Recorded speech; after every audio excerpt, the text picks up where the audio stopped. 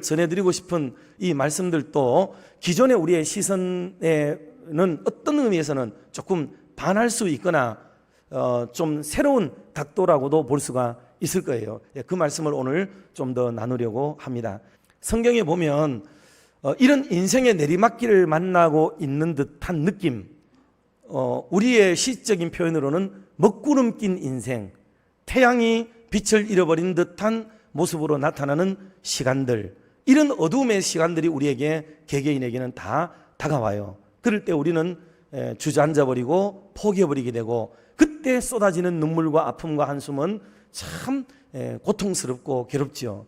그럴 때 믿음이라고 하는 것은 언제 빛을 발하는가를 말할 때 성경은 놀랍게도 이런 어려움에 처했을 때, 고난에 막닥뜨렸을 때 그 신앙이 빛을 발휘하더라는 것을 말씀하고 있다는 것을 오늘 증명을 하고 싶은 겁니다. 첫 번째로 구름 속에서 본 소망이 있습니다. 구름 속에서 본 소망. 이 내용은 노아의 사건, 대홍수 사건을 우리가 잘 알고 있는데요. 자, 보세요. 그렇게 물이 차오를 때 노아는 똑똑히 알았어요. 자기 방주 안에 있는 사람들은 다 살았지만 밖에서는 문을 두드리며 살려달라고 아우성을 치고 짐승들이 울음을 울고 온 천지가 여러분 몰살되어지는 순간을 경험하는 사람이 누구냐? 노아입니다. 노아. 여러분 사람 죽는 거 봤어요? 물에 빠져 죽는 거. 한 번만에 딱 들어가자마자 죽어버리면 그것도 문제지만 여러분 그 허우적거리고 죽어가는데 그걸 외면하고 그럴 수 있었던 상황, 여러분 그걸 한번 생각해 보세요. 온 천지에 물은 창렬했지만은 온 천지의 시체도 가득했을 거예요. 시간이 지나면서 썩는 냄새 말도 못했을 거라고요. 노아는 시커먼 구름만 봐도 정이 뚝 떨어질 만큼 두렵고 공포스러웠을 겁니다. 그런데 하나님이 이 모든 시간이 지나가고 새들이 다시 지지배버 울고 온 천하가 밝아지고는 있지만, 그런데도 이 노아가 밖을 나가게 되었을 때까지 시간이 1년이 넘는 세월이 걸리게 되었죠. 그래가지고 이제는 모든 게 끝나고 어둠이 물러가고 먹구름이 물러가고 이제 살만한 세상이 왔는가 보다 하고 나가는 순간에 웬걸 또다시 먹구름이 확 끼어가지고 거기서 하나님이 어미한 중에 나타나셔서 지금 말씀한 거예요. 여러분 이 상황은 이건 이해하기가 어려울 수 있습니다. 그런데 이걸 깊이 묵상해 보면 이건 하나님 앞에 우리가 얼마나 두려워해야 될까를 깨닫게 만드는 말씀이에요. 그런 속에 하나님이 축복의 말씀을 주시고 약속의 말씀을 주시고 재생의 희망을 그들에게 주셨다는 것을 오늘 우리가 알 수가 있는 것입니다. 내가 정말 죄 가운데서 내가 이런 사람이었는데 참 이런 은혜를 내가 경험했는데 라는 데서부터 출발해야 복음의 은혜, 십자가의 은혜가 여러분 그때 절감되어진다는 것을 우리가 꼭 깨닫고 오늘도 밑바닥의 인생을 살고 내리막길을 걸어가고 있는 그들에게 희망과 소망을 줄 수 있는 저와 여러분의 생애가 되기를 주님의 이름으로 축원합니다. 두 번째 말씀은요, 모세의 내용이에요. 모세가 시내산에서 십계명을 받습니다.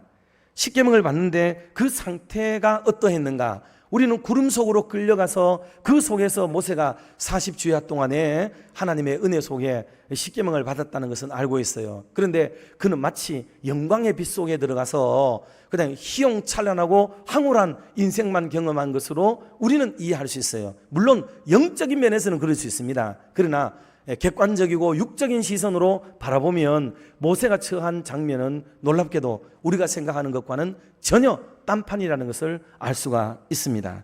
자, 출애굽기 20장 21절 말씀을 같이 한번 합독하면 좋겠습니다. 백성은 멀리 서 있고 모세는 하나님이 계신 흑암으로 가까이 가니라. 아멘. 하나님이 흑암으로 가는 거예요. 흑암 안에.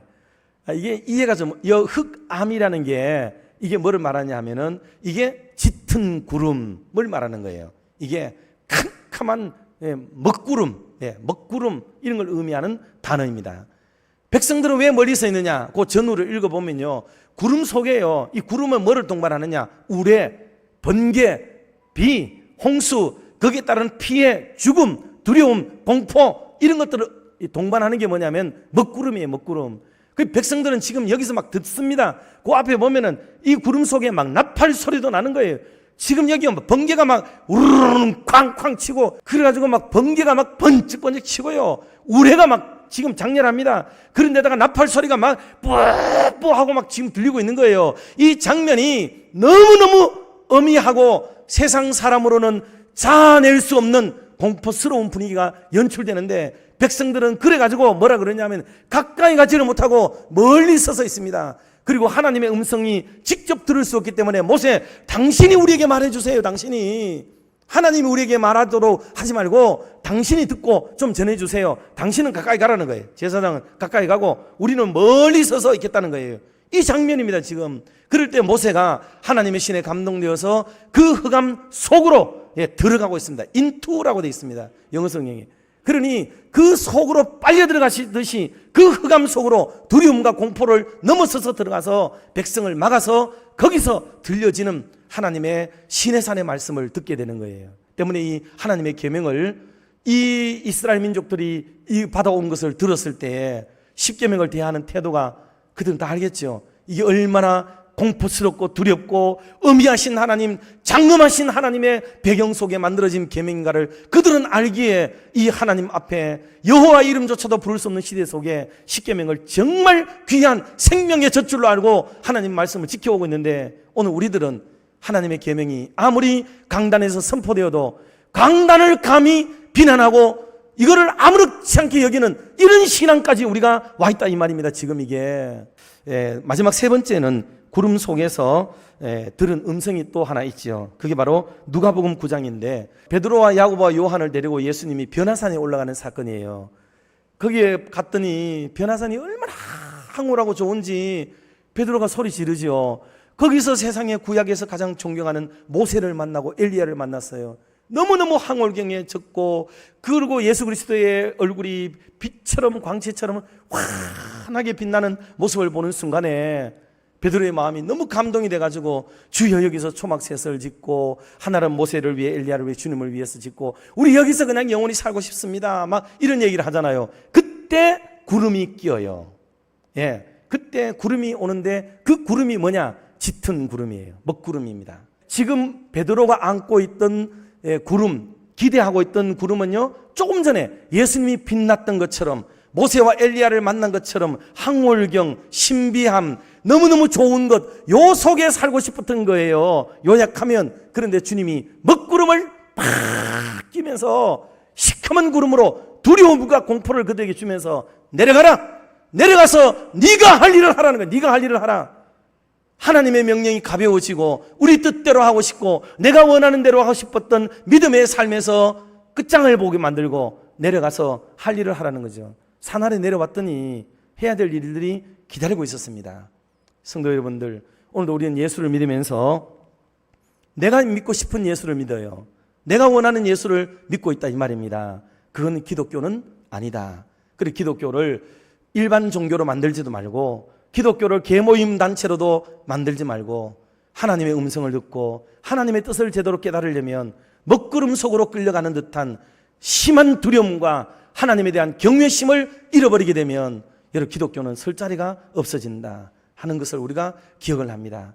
그러나 그 속에 주시는 약속의 말씀들, 소망의 말씀들, 신뢰의 말씀들은 우리를 내리막길에 서 살리게 만드는 하나님의 극단적인 처방이기도 하고 은혜이기도 하다는 것을 기억하고 오늘도 남은 생애를 살아가는 동안에 주님의 의를 뜻을 이루며 살아가는 저와 여러분들의 남은 생애가 다 되시기를 주님의 이름으로 축원합니다.